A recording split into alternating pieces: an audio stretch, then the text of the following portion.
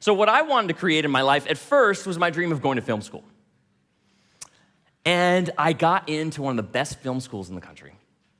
And I got there, and I noticed what it takes to make a film.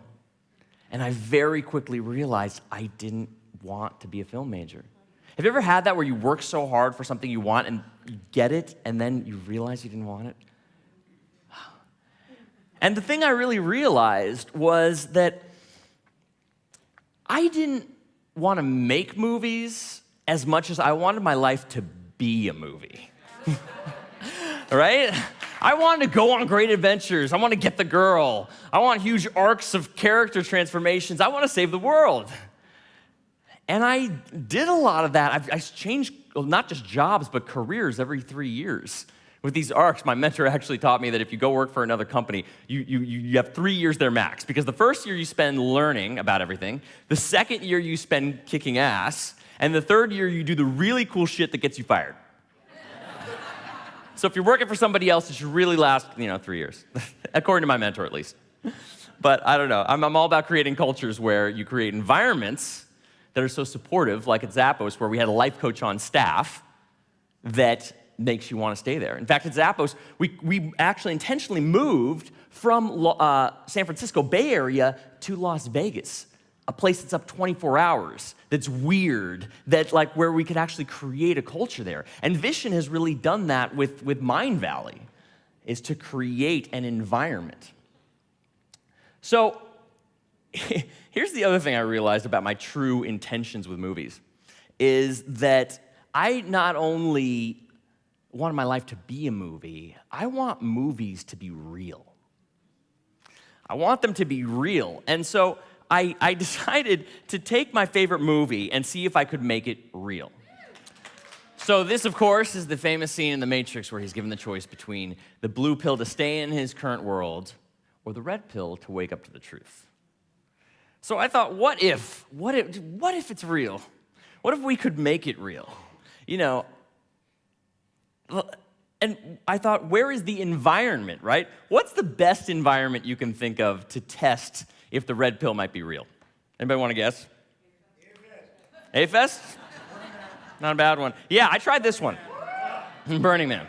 Yeah, this is a place that's just so weird and fanatical. If you say to yourself, you know what? I want to have a party on a cruise boat in the middle of the desert, then that can happen. You can do that. So what I did was I took red Tic Tacs and I put them in prescription bottles. And I took them out to Burning Man. And I put a little phrase on there that said, if you want to know reality, take this and say, I want to know my reality. And so when I first got to Burning Man, I had this intention. I said, you know what? I'm going to be of service. That's what I want to do. I hear you're of service, and it's going to be fantastic, and I'm going to have a great time. So I went to all these individual people, and I said, hey, can I help you? Can I help you? Can I help you? And everybody's like, no, we're good. We're good. We're good. We're good. I was like, what? And I was bummed. And so I decided to finally, take my red pill, red Tic Tac on the first day, and I said, I want to know reality, and I swallowed it. And what was interesting, the instant I swallowed it, I had a thought to myself, wait a minute, the only reason I'm trying to be of service is because I want to be loved. And what if I just dropped the whole service facade attempt technique and just went straight to feeling loved? Yeah. And I had the best time after that. A lot of love.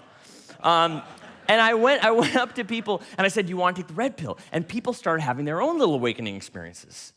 And it's funny too, because I went to other people and they said, no man, I like my reality, get that shit away from me. And I was like, it's a Tic Tac. But this is the power of it. We believe it's real, right? And I gave it to a psychologist and she took it home. And she said, she called me up later and said, hey, do you have any more of those bottles? I said, yeah, why? She's like, I'm using it with my psychology patients and they're having big breakthroughs. So, can I get some more? And so I said, all right, maybe this isn't just Burning Man. Somebody actually bridged the gap to the real world here. So then I thought, all right, let's take it up a level here. Let's use some red vitamins, but let's make it more of an experience. And I put it on Facebook to my friends. I said, if you think the red pill is real, or if you'd like to experience it as real, leave a comment. And then I asked for their address. I created this cool, like, secret book package with the pills and a journal, and I gave them instructions, and I sent it out like this mythical object. Yeah. And I told them to do the wake up to the reality exercise, and then to set an intention. Like, I wanted to see how far we could take this. For something like Renita, what she wanted, to set the intention around something that you want. And we created a Facebook group, a private group, to track it all. And so people would open up their boxes. I'd give them the instructions. And I got some really interesting comments back through it. One person said, for me, this served to keep my intention squarely in the forefront, thereby serve as a sort of focusing tool. Like when you make up your mind to buy a particular new car, you start seeing it everywhere. Relevance, right? Another, each day gets stronger and stronger. I'm finding distractions fading away much faster. In the past, I would sometimes get caught up in distraction for days or even weeks. Now I'm finding them lessening. I make quick decisions and move on them. Another, I moved into a neighborhood that I always wanted to, restarted salsa dancing after 6 years, stopped watching TV, and began reading. This is in 30 days. The most notable thing I've seen is the shift in the last month is that I've started tapping back into my intuition. So what's going on here, right? How does this work? And the honest answer, I don't know. Here's some theories, though, is that it's an archetype. It's an archetype. So think about it this way. Jung told us about how the unconscious communicates with us through images, through symbols. And we try to talk back to it in English. But what if we talk back to it through a symbol? Because each of us here knows that a pill affects us. A pill changes us. It's also the context. We created support. We created community around it. We created our focus, our intention on it. This is a really interesting one. You can't take it back when you take a pill. Because you could say, oh, I want to be an author, and then say, oh, cancel, nope. Right? But if you take that pill with that intention and swallow it, it doesn't matter if you change your mind, because once you swallow it, you're in a new world, right? Like you experience new emotions with it. And I think it's doing something around aligning the conscious and unconscious intentions. And I started to think, how can I tap into the unconscious mind? Because it can't be the red pill, that's the matrix. This is something different. People aren't waking up in spaceships, right? They're not waking up in spaceships. But interestingly enough, some of them were having experiences that were like Neo's, which is when you first do it, it's not exactly pleasant, right? It can bring up a lot of shit. So I tapped in, and I got this idea from my friend Scott, who said, look, you keep talking about needing to rename this pill into something original. He said, why don't you take the pill to figure out its name? So I took it, I said, all right, with this pill, I have the intention to learn its name. I swallowed it, I sat down, and then all these names were coming through. And one was just crystal clear, the X pill. The X pill, because X is whatever it is to you, right? There is no set in intention with it. So the next beta test came with these new pills that I developed that are purple. Because there's a quote from Ken Wilber, who saw The Matrix. He said, blue pill or red pill, why not take both? That's what we do in the 60s.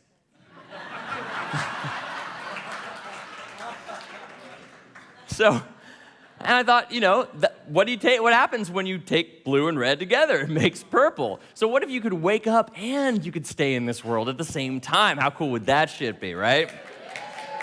Yes. So, got more of the bottles, put the purple pills in there, and some interesting things started happening. I'd worked at it with my friend David, and we sat down and we really thought about it. I said, what do you want? He said, I want to be rich. I said, why? It's important to know your why, right? Simon Sinek's work. Why? He said, because I want to leave a legacy. I said, okay, how are you going to do that? I got to start creating products. I've been sitting on this product idea for a while. And his wife's right there next to him, and she's like, he talks about it all the time. He's not like, he's always playing his video games. It's terrible. And, they start kind of having this fight there about it. And he says, yeah, I really want to do it. And I said, okay, what's really holding you back? He said, I don't have the right equipment. Really? Do you have an iPhone? You can do an audio product if you have an iPhone. And so we finally got to this point where he said, okay, I'm going to take the pill to create this audio product. And we sat there, and he swallows it, and immediately starts shaking, sweating, crying. And has this experience, lets it go. I said, okay, great. He said, when do you want to have it by? He said, 2 weeks, and he built that into the pill too.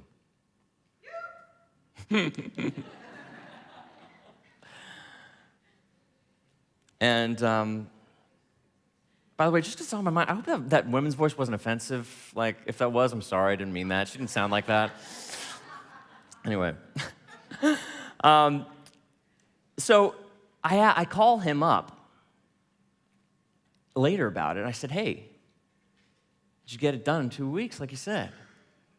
He said, no. He said, I got it done in 2 days. My friend Robbe, he said, we went through the whole process, finding the emotion, finding the why. And he said, I want to start a photography business. I said, great, what do you need? Photography website. I told him the story about David. He said, I want it tomorrow. I said, okay, great. And he's about to take it for that. He says, there's this resistance. Resistance often comes up. And he says, I'll be up all night and I don't want to be tired tomorrow. I said, okay, let's build into the pill. I will get the website done by tomorrow, and I will have plenty of energy. He swallows it, shoots me a video on the way home of him singing in the car, calls me the next day, says I got it done. 3 a.m, got it done with energy the next day. Second day, he calls me up and says I got 2 clients. Yeah. My friend Brian talked for 7 years about going to Japan. Takes the pill. In a week, he's got a trip to Japan. Danielle talked about quitting her job a lot. Suddenly quit her job. I thought, oh no, this is going to be horrible. You and your pill, I shouldn't have done this. This was stupid. There's my voice again. I'm sorry I'm doing women's voices like that. I don't know why. It's just coming out. I'm just a bad impressionist, that's all.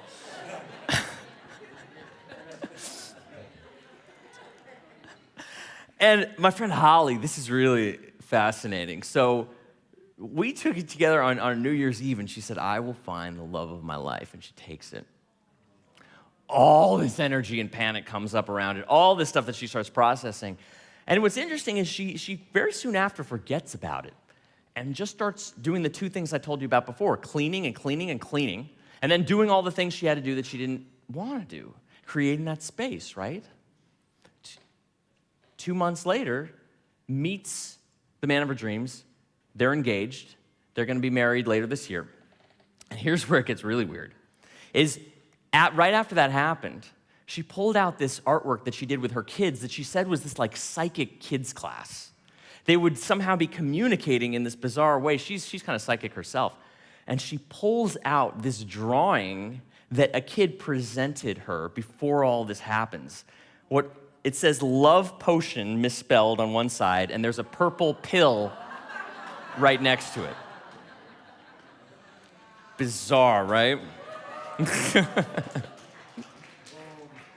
Boom. So, what if you don't believe it, right? And now keep in mind, I want to tell you, since I didn't give part of the punchline of this, is everybody who takes it knows there's nothing in it. There's nothing in it. The first one was Tic Tacs. The second one was vitamins. And I'm not deceiving people. I'm not about that. I tell them clearly what it is. The purple one that I saw made there, it's filled with non-GMO brown rice powder. And I want people to be clear on it because otherwise when they start experiencing those symptoms, they think I gave them some kind of drug, right? But it's not. And so some people say, they believe in it. They want it to work and they really believe it will work. So what if you don't believe in it? Great question. My friend David, he said, I want to make more money. I want to spend more time on biz dev. He holds the pill in his hand. He looks me in the eye, says, look, you're my friend. I want to tell you I don't believe this will work. I said, I'm all about experimenting. Let's see what happens. So he takes it, he swallows it, and he's immediately after swallowing it, tears start pouring down his face. And he just looks at me and goes, what's happening? And I said, I don't know, but something.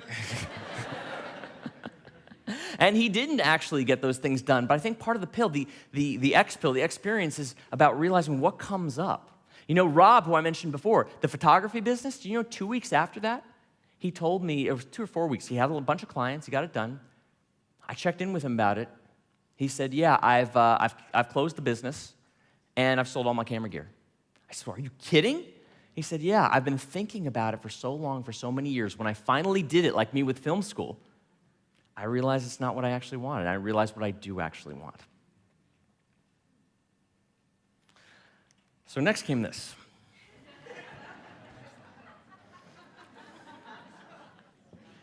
So I got it made up, made it look as real as possible. It says 500 milligrams rice powder if you can't see it. And that was when I took it to this group here, TLC. Does everybody know TLC, Transformational Leadership Council? It's a group started by Jack Canfield. I've got a few members here. Oh yeah, there's Doug there, the photographer. So what I did there was explain to them everything that you're seeing here. There's me in my preacher mode. And what we did was we got people on stage to do the process. And we, so this guy, Arjuna, does anybody know Arjuna? Yes, amazing guy, amazing coaching school. His access consciousness, is it? This what? Awakening coaching. Yeah, I had a real awakening with his coaching. I mean, it's incredible. And so he was the first hand to shoot up. So I just said, all right, let's just work with that. So he gets up on stage and he says, I said, okay, what do you want? And he says, he's British. We'll see how this goes. I want to have no to-do list. And people are like, I said, okay, let's talk this through. Why? He's like, I want to feel totally free. I want to be focused in the moment. I want to do what I want to do and no backlog of things to do. And then the audience, this is a group of master coaches, starts challenging him. And they're like, well, maybe you want a better to-do list. And he goes, no, I want no to-do list. And he said, well, maybe you want a better relationship with your to-do list. He says, no, I want no to-do list. And then Mike Rayburn, if you know him, he actually says, look, be careful what you wish for, dude. If you end up in prison, that's no to-do list. And even in the face of that, Arjuna says, I feel like you guys want me to take the blue pill here. I want no to-do list. And I said, all right. Let's do it. There's power, there's emotion, and he's clear. Clarity is key. Kind of like the fire walks that Tony Robbins do. They're checking your eyes. Wait, are you clear? Because if you're not, it's going to get dangerous up in here, right? So he takes the pill, and I'm like, all right, how's it feel? He's like, I feel good. I'm like, okay. So I send him off the stage, and then next day he comes up to me. Oh, no, I said, how long do you want it? And I set a deadline. He said, by March. This was January. And next day he goes, I did it, it's gone. I'm like, what? He's like, I did it, it's gone. He said, I just had this flash of an idea. I called up my assistant. I said, how about this? I'm going to unload my to-do list on you.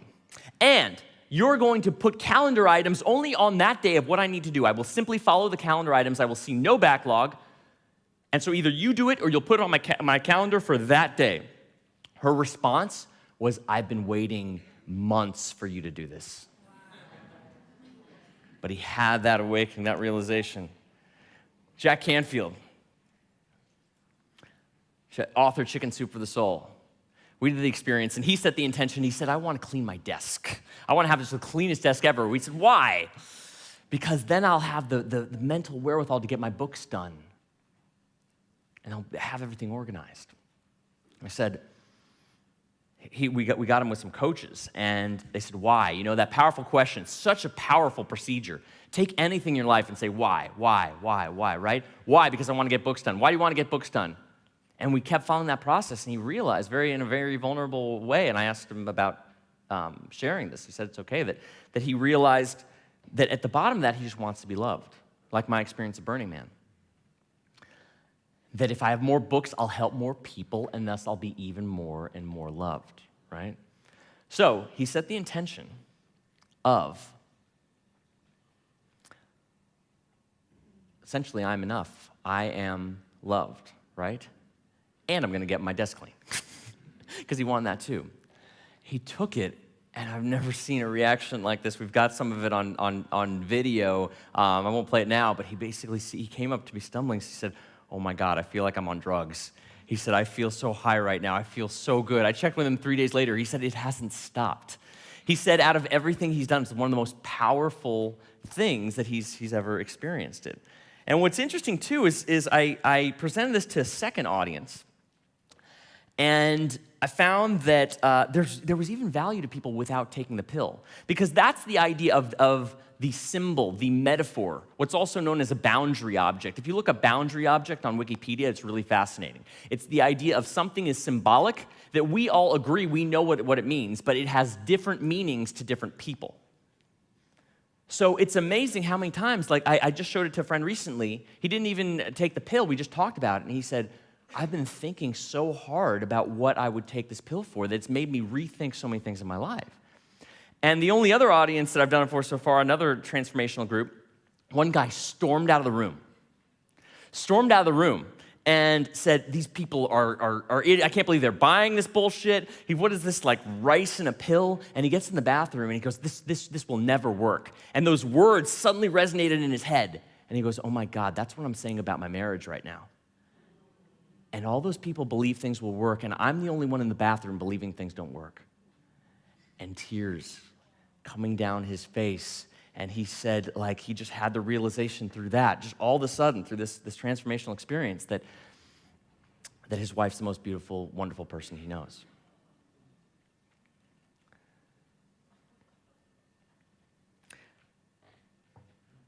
Just thinking just here right now that Sam was sharing us about how memories are stored in the body, right?